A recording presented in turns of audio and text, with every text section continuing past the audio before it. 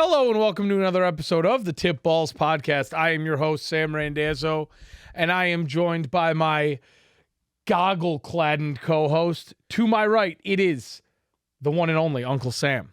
Hello. And very unfortunately, nobody is here charming their own snake today because Bruce the tugboat is not with us at the moment. This might be permanent one day. So all I know is today will be nothing but facts and no interruptions and just no stupid comments. no gut feelings. No stupid comments. Oh, yes, but we do indeed miss Bruce the tugboat for a I do miss him. little bit of comic relief, yeah. Yes, he sucks. Anyway. This week, there's a slew of fantasy matchups that we have to talk about, as well as a slew of injuries. Starting out this Oh, wonderful fantasy frenzy Thursday with a little injury report. Tua Tagovailoa is said not to be playing. Dak Prescott is said not to be playing. I figured Tua was not going to be ready. No. I said at least a month before he's even back in action. On top of that, Teddy Bridgewater is also not playing. So we if go. you have any Miami players that happen to catch the ball, Actually, I do. you're probably going to want to toss them on the bench for a week. Obviously, besides Tyreek Hill and Jalen Waddle, because it doesn't matter who's the Outside quarterback. them, you might as well. And even I with don't them, you're kind of taking a little risk. You're But- you're rolling the dice. You're rolling the dice. Commanders quarterback Carson Wentz is a limited participant today in practice due to a shoulder injury. And Russell Wilson, Denver Broncos quarterback, is questionable.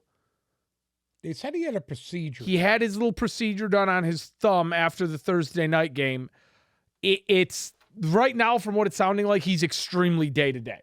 So that's going to Okay. be something to watch. If you're a Russell Wilson owner, you probably shouldn't be starting him anyways at this point. But obviously, if they have to go to whoever the Denver backup is, which at this point I don't even know, that's going to bring into question what you're doing with their receiving core. Because, I mean, if Josh Johnson is starting for them, or Brett Rippin, Brett Rippin, Mark Rippin's nephew, I believe. yeah, if that's your quarterback option, then you're definitely going to sway. You don't a know who little bit Mark away. Rippin is. I don't. Played for the Redskins. I don't. He was a quarterback. As far as quarterbacks, I would start this week. I'm going to start off with a familiar name, and that is quarterback Tom Brady. Now, he has not been the ideal fantasy quarterback this year. He has not blown everybody away with his numbers. As it stands right now, he is only averaging 18 points a week, and he is quarterback 11. But this is my petition to start Tom Brady this week. Against Kansas City, as we all know, that's kind of his outlier game. He put up 30 points. Last week against Atlanta, he put up 23.5 points. Now, Pittsburgh is their opponent this week. And yes, it is an away game. They're a little decimated, especially after where they got hammered last week. Correct. It is an away game for the Buccaneers, but I don't think that is going to matter. Pittsburgh has the 26th ranked defense against passing, and I think that Tom Brady this week, now that we have certainty on Chris Godwin's status, now that he's establishing, they're getting into their stride a little bit, and I think this week against Pittsburgh, Brady's going to go off to get that first official 30 of the season, because so far it was a 29.35, was his highest scoring week. But this week, I think it's pretty much a guarantee for Brady for 30. I don't think they're going to have an answer for Mike Evans. I don't think they're going to have an answer for Chris Godwin. If anything, Leonard Fournette has not been the massive threat out of the backfield. Oh, I think he is this week. Well, if I think he anything, is this week. if anything, I think Fournette does have a decent week, but I think Brady has a better one. I would put the team on the back of Tom Brady this week to outscore the likes of, I mean, you got Mahomes at Buffalo. If you're a Mahomes owner, you kind of got to sit there and You're a little nervous. you got to think a little bit. Especially when you got Juju Smith-Schuster on your team. Justin Herbert against the Denver defense. That's That's another I like interesting that. I one. like that. I don't know if I feel real secure with Justin Herbert this week. But I will say this. As far as a sit goes, and y'all might think I'm crazy here, but I would think I would consider sitting the number 2 ranked quarterback this week in Jalen Hurts against the Dallas Cowboys. And you might say, but he is averaging 28.2 fantasy points a week, and he's ranked number 2, and he put up 30 against Arizona last week, and he put up 31 against Washington in week 3, and he put up 35 against Minnesota in week 2. But the Dallas Cowboys are averaging 12 points a week to quarterbacks. Okay. The Dallas Cowboys have the 6th rated passing defense as far as fantasy goes right now. And they're 4-1. And they're 4-1. And this is a division game against 2 teams that hate each other. Against Philadelphia, who's currently undefeated. Correct. We'll talk more about this matchup on Friday, but I think this is a key matchup for this week coming. this is a key matchup for that division in a whole. Listen to me. At the end of the day, you could have a bunch of these teams tied for first place. And I think you're going A to. 3-way tie. I think The Dallas. Giants too. I think Dallas might have the answers for Philly this week. With that being said, I would consider in this matchup, strictly based off of matchup, because pretty much every other week of the year, Jalen Hurts is an automatic start. But this week, I would have to consider sitting him just because I think the Eagles may have met their match with Dallas. At the same token, there's one matchup this week that stands out to me bigger than every other quarterback fantasy matchup. And that is Kirk Cousins going down to South Beach at 1 o'clock on Sunday to play the Miami Dolphins. As we said earlier in the A episode, shorthanded Dolphin team. a very shorthanded Dolphin team. I love Cousins. Cousins' numbers, again, have not been magical this year. He is the It 13th could ranked be after quarterback. this week. Correct. He is the 18. Yeah. He's averaging 18 points a week. Only rostered in 72% of leagues. Only started, let's see how big of an idiot I am because I've been starting him every week in 26% of leagues. I think this week, Miami allows the 31. They are 31st in passing defense, and I think Cousins will really, really look good this week. I think they really don't have an answer for Justin Jefferson. I think you're going to see him get the complementary receivers involved. If anything, I think Miami's best bet to have any sort of defense against this is to make an attempt to stop Dalvin Cook and make Cousins throw That's the one ball. thing about Miami's defense is I think is a lot better than what people are giving them credit Their for. run defense is better than what everybody They thinks. played pretty well against the top teams that we see right now. There's a guy I like this week, and I would just like to, I don't normally do this, but Kyler Murray against the Seahawks defense. I think this guy, he's averaging 19 points a week. Mm-hmm. Okay? And he's facing a defense that is not good. I'm not going to lie to you. That one was right there for me. 21 points a week, position ranked 6th for Kyler Murray against the Seahawks defense, who allows points like Almost crazy. 20 a week to every quarterback. Exactly. So- yeah. I like that play as well. Obviously. And I want to be honest with you, I kind of like Geno Smith against their defense. Oh wow. Against the Cardinals defense. Are you saying to start Geno Smith this week? I'm telling you, I'm just about ready to drink the Kool-Aid on Geno Smith. I think he's been outstanding this year, to be honest with you. You know what? He had 2 incredible throws last week to Tyler Lockett, who I was in awe. I could not believe it was him. Yeah, and you know something? It's going to be really interesting to see what happens with them going forward because they weren't supposed to win this year. Yeah. They were not. Geno Smith was supposed to be the one-year Band-Aid. And, you know, they lost their running back, Penny. Rashad Penny went down with a broken tibia. So it's the Kenneth Walker or the Geno Kenneth Smith Walker show. Yeah. or the DJ Dallas show. Exactly. Another quarterback that I really don't feel comfortable starting this week would be the 18th ranked quarterback, Aaron Rodgers, averaging 15 points a week against this Jets defense.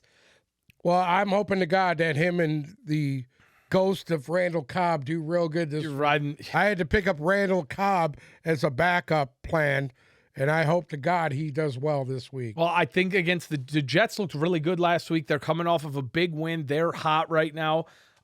Green Bay, on the other Has hand, everybody bought into Zach Wilson yet? I think so. I think last week really showed people. Granted, Wilson didn't do much through the air last week. That was just a ground attack of a lifetime. By the way, it's one of my guys this week that really came out and showed that he belongs where he's at. God. Breece Hall. Breece Hall. Get to running backs in 1 second. But the Jets defense is not overly fabulous against the pass. But I think Rodgers and Packers coming off of that loss in London, being a little lagged. I don't love the matchup for Rodgers against the Jets. I wouldn't expect him to overperform his average of 15. So for me, 54% of people have Rodgers as a starting quarterback. I would take him and I would sit him on the bench this week for honestly the likes of a lot of guys. Daniel Jones against Baltimore. Baltimore allows 29th most points to opposing quarterbacks. I would really, really consider that as a start this week over Rodgers. Or even the likes of, like I said earlier, Kirk Cousins. I think Kirk Cousins is a great play this week. Okay. Tell me about running backs. Well, there's a couple of guys here that I think that you really consider start playing Real quick. I just happened to, because I keep my fantasy up here, and I looked at the running back section, and isn't it nice when you have not only the number 1 ranked running back, but the number 2 ranked running back is your starting running backs. Just obviously, if any of you guys out there have Nick Chubb, you plug him in and you just forget about it. And you're getting 20 points a week, at least. At a minimum. Averaging 21.6. And now with Austin Eckler finally waking up, and the last 2 weeks, 33 points really last shown week. himself. I'm going to give you a little start of the week that might surprise some people. I like Melvin Gordon against the Los Angeles Chargers defenses. Woo! One thing about Melvin Gordon, he runs hard between the tackles. Can he secure the football? He's got to stop fumbling the football. This is what's hampering him. That's literally what cost him job after job after job. Yeah. But I think he's going to have a big week. I really do. I think the Chargers can be run on. I'd rather try to run against them than to throw against them. So I really like him this week. I like him. Of course, I like Kenneth Walker against that Cardinals defense. I think he could have a huge week. And another guy is Ramondre Stevenson. Knew it. I fucking knew it. With him, I got a feeling it's time for this guy to take over the backfield in New England. I really do. You really do. I just think people bounce off of him, and I'm not gonna say because of the Detroit game. It's beside the Detroit game. I like him better than Damian Harris. Yeah, I honestly I can't. Damian Harris cannot stay healthy, and it's gonna sooner or later it will push him to the bench. I agree with you there. This is the thing. You can't trust a Patriots running back wholeheartedly. Correct. You do not want to put your whole season on the backs of Ramondre Stevenson or Damian Harris. I'll tell you this much. Stevenson doesn't get hurt. Stevenson's a battering ram. That is the plus to him. But at the same time, don't put it past Bill Belichick to pull some guy in off the street, throw him into a game, and have him go for 150 yards. Because it's been done before. It's been done before, and it'll probably be done again. You talked about Breece Hall. I love Breece Hall this week. Breece Hall this week against Green Bay. I love 23rd ranked rushing defense. I know Green Bay's defense is good, but I got a feeling that guy came out last week and showed everybody why he was the first running back taken off the board. And you've seen why. There's another guy I saw I absolutely love this week to have a huge bounce back. Okay. And realistically, this is more of a backfield. I love Josh Jacobs. Josh Jacobs on a bye. I like him against anybody. Against the bye? Against the bye week. No, I'm really impressed with him. He did a great job the other night. We really don't know who the number 1 back is in Jacksonville yet. Yes, you know what? It seems like Etienne James Robinson. Whenever you want to throw the dirt on this guy, he has a he comeback. Goes off for 140 yards. And I think that's going to be this week. James Robinson in the last 2 weeks has put up 7 fantasy points combined. Yep. After starting off by putting up 55 in the first 3. Right. And Etienne has been okay, but he has not blown up yet. I love James Robinson this week against the Indianapolis defense. They're the 24th rated defense against the run. I mean, if you look at the Shaq numbers, Leonard playing, or is he still out? Shaq Leonard is still questionable, so we don't know if he's going to be in there. They gave up 30. I think even if he is in there, to be honest with you, it doesn't matter. It doesn't matter. If you have a Jaguars running back, you got to have him in your lineup this week. For instance, the last 3 weeks, Colts versus running backs, they have given up 26.5, 37.5, and 23 points. 23 points was to Denver without Javonte Williams. So, with that said, if you have a Jacksonville back, you have to utilize him this week. There's one out here that really, really, really makes my stomach churn, and that's McCaffrey this week. I don't know what's going on with McCaffrey. You know what? I don't think anybody knows what's going on with Carolina right now. No. Let me tell you something. I think the best thing that happened to them was Matt Rule being gone. I agree. I do. I agree. I think you might see a change in them from here on out. Well, this is a couple issues that I have with McCaffrey. One, the last 2 weeks, he has only had 22 carries combined. That's not his fault. That's not his fault. That's a coaching issue. But he has had 16 receptions in the last 2 weeks, which makes you relax a little bit. He's touchdown dependent at this point because when you are playing Christian McCaffrey, you're relying on him to get you 15 to 20 points a week. That's what that's what you draft Christian McCaffrey for. Against the Rams the Especially number 1 with the 1 or 2 or 3 overall pick. Correct. Yes. Rams are rated number 1 against opposing running backs.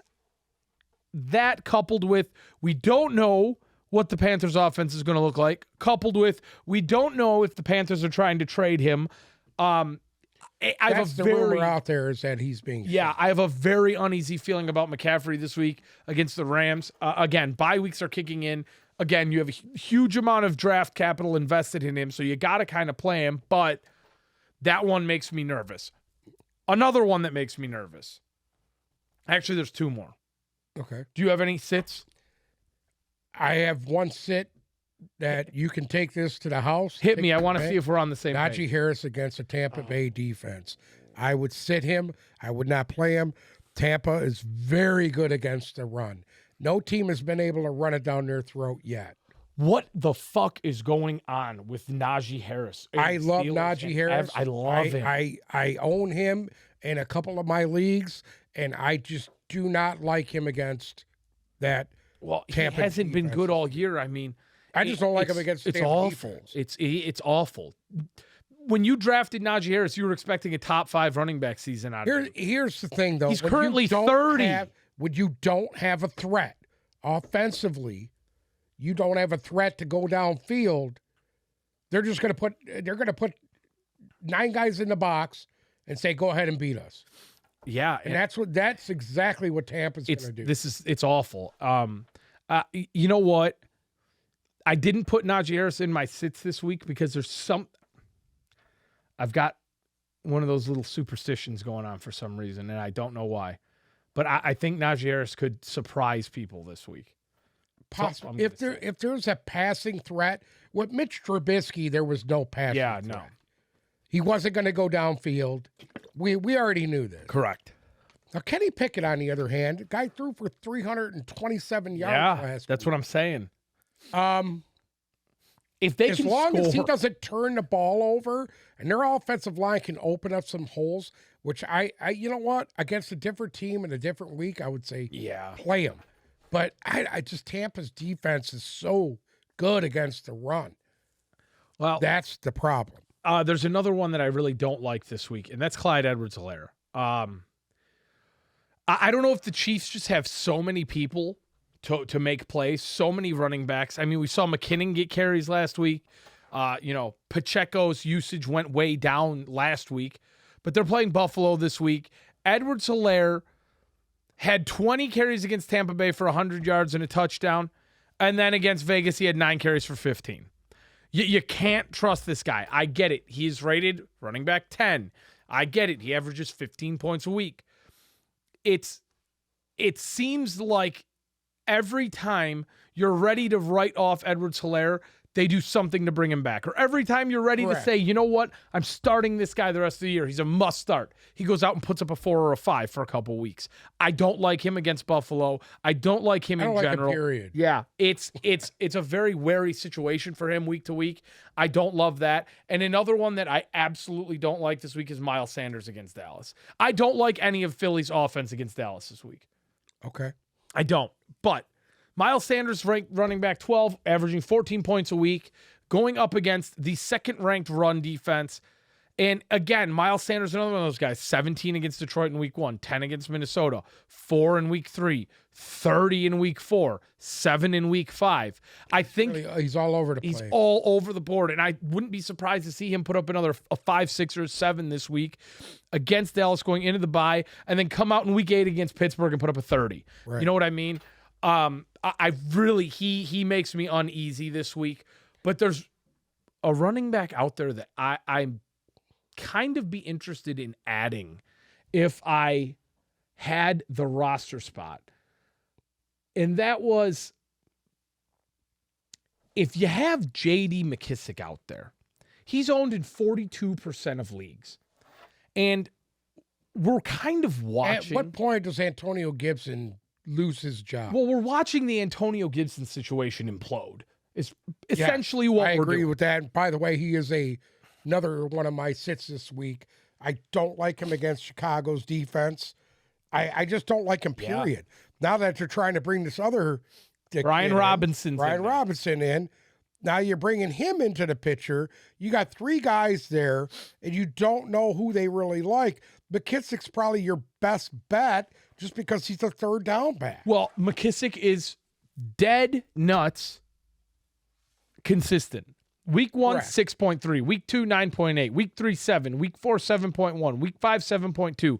Against Chicago, he is the biggest threat to that Chicago defense running the football. Again, I don't know if I'd start him because you can't expect much more than 10 points out of him. There's not going to be a boom factor. And he has not scored a touchdown this year.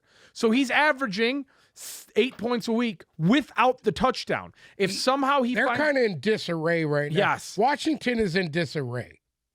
They're in disarray.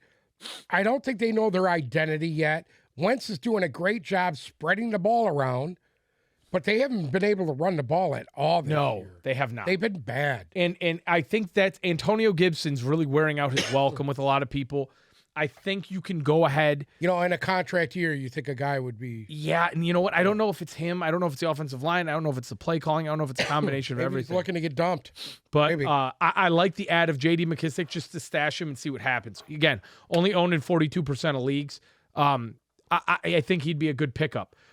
There's one guy that I can safely say now, if I owned him, he would be gone, and that is Miami running back Chase Edmonds. Yeah, I you know what?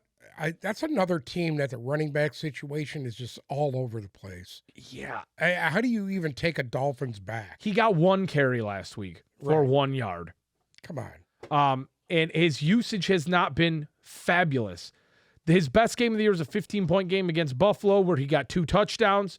And he only had 6 carries for 21 yards. So if he is not getting the touch, and against Cincinnati 2 weeks ago, he had a touchdown reception. If he is not getting that touchdown, he is a max 4-point-a-week running back.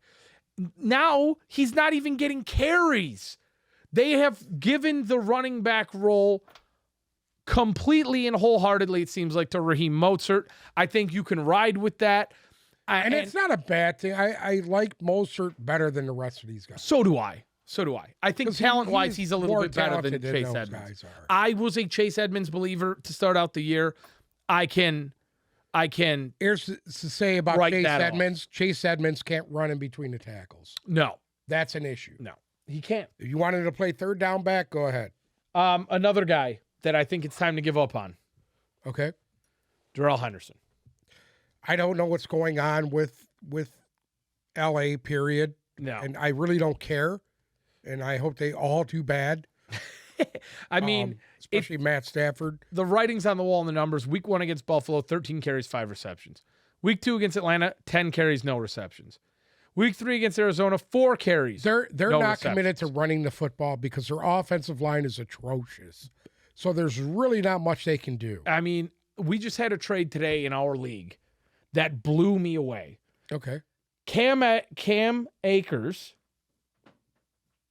for Damian Harris. And I'm sitting there thinking to myself, if you are a Damian Harris owner and you're willing to give him up to take Cam Akers in, I get it. I would drop Henderson. That does not mean I would start Cam Akers. Cam Akers gives me about as much agina as any other second string running back in the league because they're not running the football. And I don't think you're just going to have this miraculous overnight change where the Rams start going for running the ball 25 times a game. Here's the other side of that. Cam Akers is at least a third down threat. Yes. Where Henderson is not. Mm-hmm. And I think that's why they did the move they did. I don't know why when they basically, I think people feel that in New England that Damian Harris with his injury history is kind of wearing out his welcome. I think so too. Yeah. But I wouldn't. He's not that he's a bad back. He just I still can't don't stay on the field. I don't think I would roll the way of. I wouldn't have done that either, but No. Hey, Not yet. Not at this. Some people at this juncture give up a little too quickly. Anything else to add on running backs? No. Actually, I just wanted to talk about you saying how Brady is going to have his first 30 week. Mm-hmm. And I'll agree with that because I think Chris Godwin is going to absolutely blow up against Pittsburgh's defense. I think, especially without T.J. Watt, they're not going to be able to get pressure on Brady. No. And I got a feeling that he is absolutely going to hammer Chris Godwin with targets this week. I think it's going to be a big week of offense for Tampa Bay. Correct. If you are I Mike do too. Evans owner. It's looking like a 500-yard offensive week for I think it's going to be big. Mike Evans, you own him, you're starting him. Chris Godwin, you own him, you're starting him. Fournette, you own him, you're starting him. Brady, you own him, you're starting him.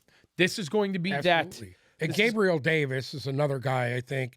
This guy came out of the closet last week, and just I don't know. Is Gabe Davis Is he for real? Or is it just that much rolling coverage toward Diggs? No. I mean, he put up 31 and a half points last week. Correct. Okay. He missed, was it 3 games? Or he missed 1 game. He left game 1 injured, missed week 2, and only had 3 receptions in week 3. So there was an issue there with injuries. Baltimore, correct. We know what happened with the Bills. It was kind of a shit show. He only had 1 reception. Last week, he had 3 receptions for 171 yards. Right. I think this point forward, you are taking him, you are starting him, and you're not thinking about it. Yeah, you don't even think about it. He's going or Diggs. Well, you plug those guys in. Josh Allen is hot right now. This guy's throwing for 400 yards a week, for Christ's sake. Josh Allen will continue to throw for 350 a week, and it's got to go to somebody. Correct. The yards have to go to somebody. I like him against Kansas City's defense. I do too. I really do. I think that game is going to be an absolute fucking air raid. That game is going to be like the Baltimore-Miami game was. Yes. Yeah. I it's believe going that to be too. just a fucking I believe that shootout. too. Yeah. There's one guy I'm really not high on this week. What about a guy to add? Have you got anybody to add? Have you got a good ad for receiver this week? Beside the ghost of Randall Cobb? I don't know if I would have pulled the trigger on the ghost of Randall Cobb. Well, on the guy I didn't like this week, and that if I was in any league, my advice to drop him, Juju Smith-Schuster. Dude, don't waste your time with this guy. He can't catch. He can't do he can't get separation. You know what he looks like? He looks like Allen Robinson out there. You might as well fucking put him in the same boat. Both of them. I'm about put him in the same boat, drill a hole in the bottom of it. There's one ad that really jumped off the paper to me this week. Okay. I have no idea. Okay. There was one ad that really, really jumped off the paper to me this week, and that, especially on a bye week. Okay. Nobody's going to be targeting him. It's kind of going to go under the radar, and that's Lions wide receiver Josh Reynolds. He's only owned in 25. He's only owned in 25% of leagues. Okay. He has 57 points, averaging 11 a week. And if you look at the numbers, they kind of speak for themselves here. Last week in the slaughter fest by New England, he had 6 receptions for 92 yards. Against Seattle, he had 7 receptions, 81 yards, and a touchdown. Minnesota, 6 receptions for 96 yards. He's averaging 9 targets per game over the last 3.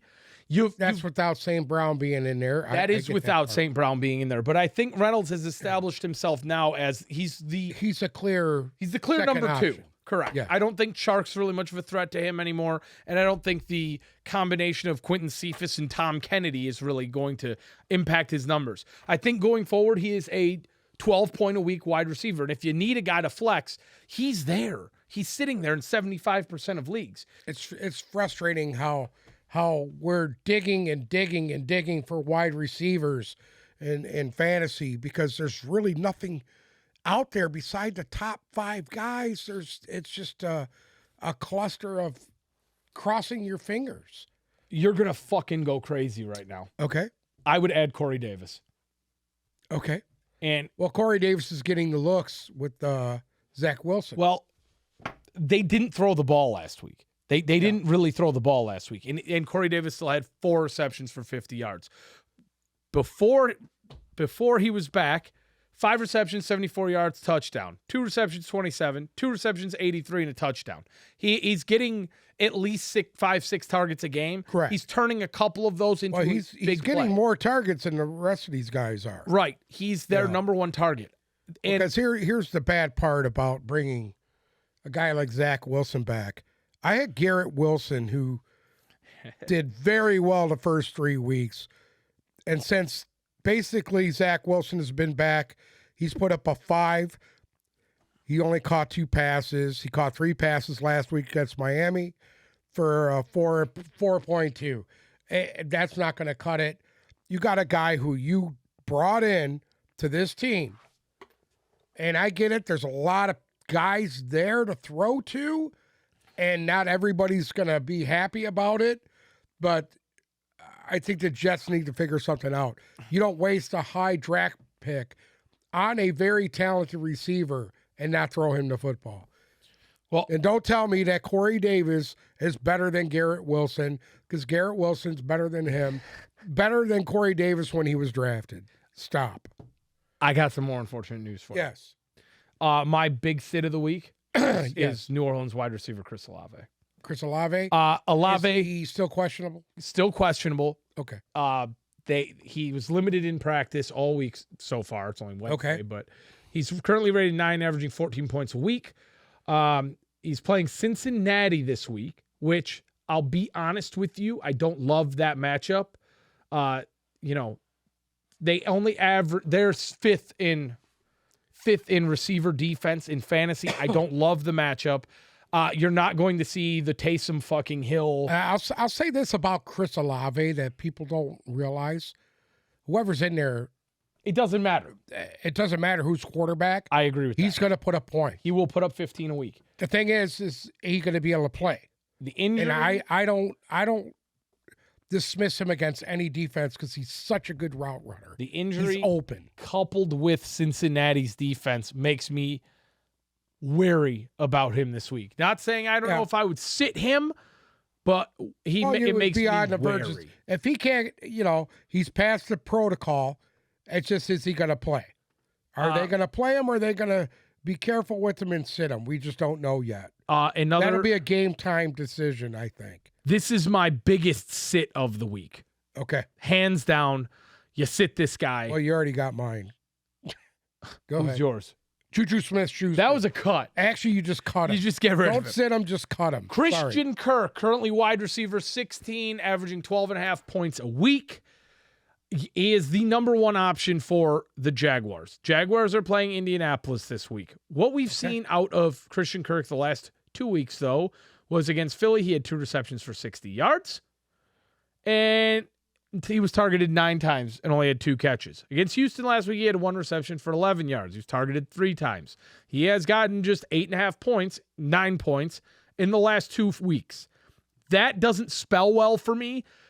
Indianapolis gives up the least amount of yards to opposing receivers. I don't know if that's just because every time they play somebody, it's atrocious for some reason, or if their defense is actually good. I don't know the equation there yet. But Christian Kirk this week and the Jaguars this week, they looked awful against Houston last week, period. And Indianapolis seems like they got a little momentum going right now. They're kind of firing on all cylinders. I think I would sit Christian Kirk this week against Indy. Okay. What do you think of this guy? I've been kind of looking at him a little bit. As we know, the Carolina Panthers are in desperate. Fucking awful. We know that. Shi Smith. I something about this guy intrigues me. Last week he was targeted 5 times. He got 4 passes for 70 yards. He put 8.9 fantasy points up. With Baker Mayfield running for his life on 1 foot. Baker Mayfield may not play this week, and Shi Smith is a big secondary guy on that team as it comes to targets and everything else. This guy could be a sleeper this week against the Rams defense that is very good, but they got to throw the football. I don't think they'll be able to run against the Rams. It's cute. It's cute. It's cute. Yeah. It's cute. I'll be honest with you. There is not one Carolina Panthers player I would have rostered in fantasy right now outside of McCaffrey. You got your choice between him, Robbie Anderson, who spells his name differently now. Oh, how does he spell it now? It's just different. And then who's the other kid there? Moore. So I don't know which guy. Here's the thing. I think a third guy out could be heavily targeted. If you own the other 2 guys won't be. If you own DJ Moore and you can trade him and get anything back for him, now's the time to do it. Period. He's ranked 50. He's averaging 8 points a week. If you got a Panthers fucking believer out there and you could trade him for pretty much anything outside of a bag of potato chips, I would do it. Robbie Anderson shouldn't realistically be on your roster anymore because the only reason why you're keeping DJ Moore on your roster is because you have draft capital in him. Correct. Robbie Anderson is essentially the exact same player as him. Right. Laviska Shenault is dog water. Shi Smith is the only one who has some sort of upside left. Correct. And if you want to take a risk on that and roster him, if you got a deep spot and you got the room, go ahead. Because, yeah, you're right. At some point, he's probably going to have a game. This week against the Rams defense, I don't know. It could go either way. He's worth a roster spot, especially because I don't think DJ Moore makes it out of next week in a Panthers uniform. Okay. Especially. I think they got to tear it down. The Carolina Panthers have to tear it all the way down. They're fucking atrocious. I don't mind that, though. Okay. I don't mind that. I'll be honest with you, it's thin. Yeah. It's thin at receiver right now. And you've got to kind of look past that initial wave of guys. Correct. And make an attempt to find the next guy. Right. Well, that's why I was thinking of Smith. Yeah. Because he's the next guy. Yeah. And, either him or the ghost of Randall Cobb.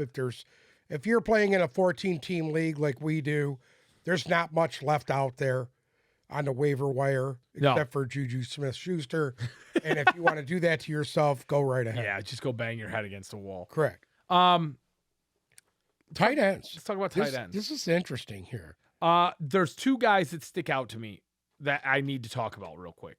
If you own Kyle Pitts or you own Darren Waller, go ahead and I would make an attempt now to salvage whatever value you can out of those guys and try and move. I've had people offer me stuff for Kyle Pitts, but it's that awful. It's that awful. And I get it. I mean, some people believe there's an upside to him. I'm personally just about ready to bail that train. I'll be honest with you. I'm about there with George Kittle as well. As a Kittle owner, that's another thing. There. What bothers me about the Kittles thing is he's playing with the guy who's made him great. I know. And that's what's destroying. That's the only reason why I'm still holding out hope. Correct. It's like Garoppolo's not even looking that way right now. And if it's going to happen, this is the thing. They play Atlanta this week. Atlanta gives up 29th most points to tight ends. If it's going to happen for Kittle this year, it's got to start this week. It's got to start this week. Or then I am looking to shop him. But if you are the Darren Waller owner, it's getting kind of iffy now because now you have an injury. Now you're in a situation where he's ranked 14th. You're in a situation where the last 2 games he was only targeted a combined 6 times and got a combined 7 points. That's an issue. He's got 1 touchdown on the year, and the problem is you drafted him in the 5th or 6th round. Right. You've got to try and salvage capital out of him now, and there's a lot of other tight end options out. I mean, who would think you're crazy if you put David Njoku in a Darren Waller trade, or you put Gerald Everett in a Darren Waller trade? Right. At this point, those guys are more valuable than Darren Waller, and what you could get back for him would probably help your team a lot more than having Darren Waller on the bench with an injury. The Kyle Pitts thing, I don't know what Kyle Pitts is still worth. That's I how don't know awful either. it is. I mean, I've had some offers, but nothing significant. I mean, what would it take to get Kyle Pitts from you at this point? From me? Yeah. I don't know. A viable roster spot? Just somebody with a pulse. Somebody with a pulse? I mean, I see you picked up my boy Daniel Bellinger there. I'm going to tell you something. That guy impresses the shit out of me. For 2 weeks in a row, he impressed me, and I didn't do anything about it. Now, he was still out there, and I get it. He's not really getting any points, but he's running the football, and I think that's unique. And guys that could do that are valuable. Yeah. Guys like him. And Taysom Hill, I mean, what can you say about what he's done, especially after last week? Shit. Everybody in every league. If you is can looking go to out pick and him get up. Taysom Hill, get him and throw him in your fucking tight end spot because he's doing things that aren't tight end. end-ish. Yeah, no. He doesn't catch passes. He had 42 points last week. Granted, Yeah. Travis Kelce had 30 just playing Correct. tight end and catching 21 yards worth of passes. But outside of all of those guys, one guy that I've not bought into the hype on yet is Hayden Hurst, the Cincinnati tight end. He makes me wary. He's put up 10 points against Miami in week 4 and 14 against Baltimore in week 5. He had a touchdown in both of those games. Prior to that, he put up a 1, a 4, and a 7. He's extremely touchdown dependent, but I will say Burrow is looking his way a little bit more. He had 6 receptions in the Baltimore game. That's the thing. When you got a guy like Joe Burrow who has the amount of targets that he has, Yeah. there's not enough balls to go around. Well, correct. I agree with that. And that makes it hard to take any of these guys on these teams. Right, and we haven't seen how much of the target share Hayden Hurst is going to I mean, have could yet. you imagine Hayden Hurst if he was on the Baltimore Ravens still? Oh, my God. At Fuck. least he'd be getting hammered Yes. with targets. I don't trust him wholeheartedly yet. I would not start him this week. Yeah. Another guy that makes me wary this week is Dallas Goedert going up against the Dallas defense. Like I said, all of Philly against the Dallas defense this week makes me wary. I don't like Philadelphia in this game. I would have to think twice about giving him the start. Another guy I was very high on last week was Tyler Conklin. And it wasn't pretty. Well, like I said, new quarterback, Yeah. different scenario. So we got to He did monitor. great the first 3 weeks, Oh, I know. and now here we go. You've got to monitor that Why situation. it's like that, I have no idea. Yeah. I get it if it was a backup quarterback coming in like a into a position where he's forced to, like a Kenny Pickett. Right. When now with him walking in the game and George Pickens being his target because that's who he's played with, he trusts him. That's huge. And I just think that these starting quarterbacks that are coming off of injury need to open their eyes to that. Yeah. They do. You know? I mean, they got it. There's Zach it's just so up Zach and Wilson down. should open his eyes and see that this guy here is a valuable target and at least throw the ball to him. I agree with that. Another guy I would add still is Will Dissly. He only put up 3 points last week. That was his kind of outlier game, I think. Okay. He has 3 games this year where he's put up over 10 points. And the thing is, he's only owned in 10% of leagues. Yeah. And if you could get a tight end who will give you 10 a week, that's really all you can ask for if you don't have Andrews or Kelce. So Say, there's another guy I got out there, Eric Saubert from the Browns. I said this. I just Something about this guy, I like this guy. He catches the ball, he runs hard, and they're using him in the running game too. There's something about him that I like. If Russell Wilson is viable, there's something about this guy I like. That's the problem. Is Russell Wilson at Is any Russell point this Wilson year going to be viable? Absolutely. I don't hate that. All the good quarterbacks, and y'all need to heed this warning, especially young quarterbacks out there. Use your fucking tight end. Don't fucking try to hammer it down the field to all you receive. Use the tight end. 9 out of 10 times they're running down the field wide open. Yeah. If you can't throw the seam pass, then you shouldn't be in this league. If you are in a league where David Njoku or Gerald Everett are available, it's time to pick them up. They're only owned in 70% of leagues. It's time to go get them. They are going to be that middle chunk of wide receivers. You can't trust TJ Hawkinson because he puts up 1 point, 1 point, 1 point, 40 points, 1 point, 1 point. That's why he is as high as he is. His numbers are inflated. I like consistency out of my tight end position. That's why I think Higbee or Njoku would probably be a good add if you're a Hawkinson owner, if you're a Taysom Hill owner, if you're a Goddard owner. Those guys would be good supplements to them going through bye weeks, and if you get tired of the constant roller coaster of tight endness. Yeah, it just sucks. I you know what? I've been trying everything to get a viable tight end. I'll trade you George Kittle. No, thank you. A viable tight end. All right. You want to talk about team defense? Or you got another tight end pick? Who do you like this week? Okay. Here, should I start? Go ahead. Have at it. I love Tampa's defense this week. Should I keep going there?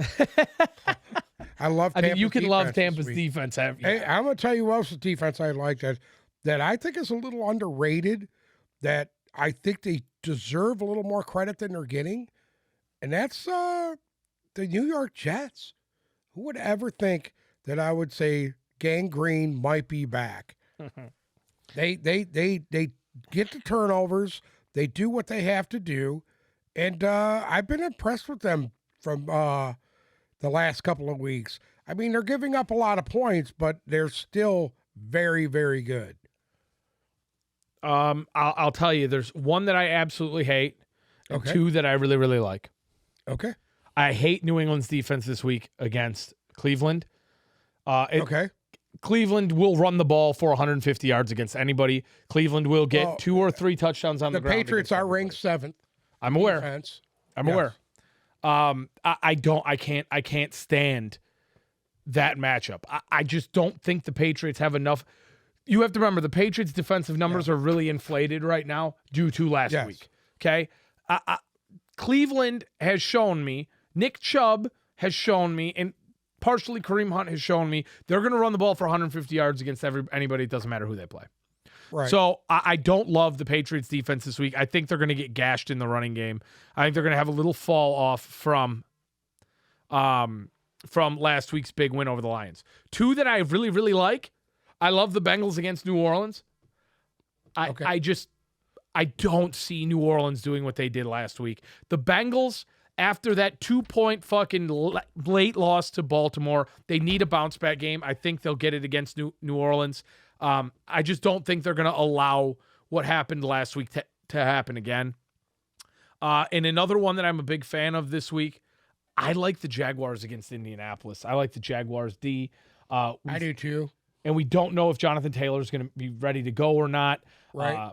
We don't know if Naheem Hines is going to be ready to go or not. Yeah, he's a concussion protocol. Correct. So you might be with a third-string running back and Matt Ryan and essentially just Michael Pittman are on the offense. And the Jaguars D has shown us at points this year they can play really, really well. I mean, even last week, they put up 6 points and they lost to Houston.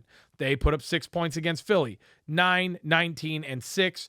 You know, as a team defense against Indy, I think they'll get it together a little bit because last week was a bit of a debacle. Right. I do like the Jaguars to bounce back this week and get you at least double-digit points for Team D. Who don't you like? Well, outside of New England, I'll be honest with you, the Giants' defense right now is currently ranked 13th. I don't like them against Baltimore. I think the Giants are going to get exposed a little bit this week. Okay. And another one that I not the biggest fan of is Denver against the Chargers.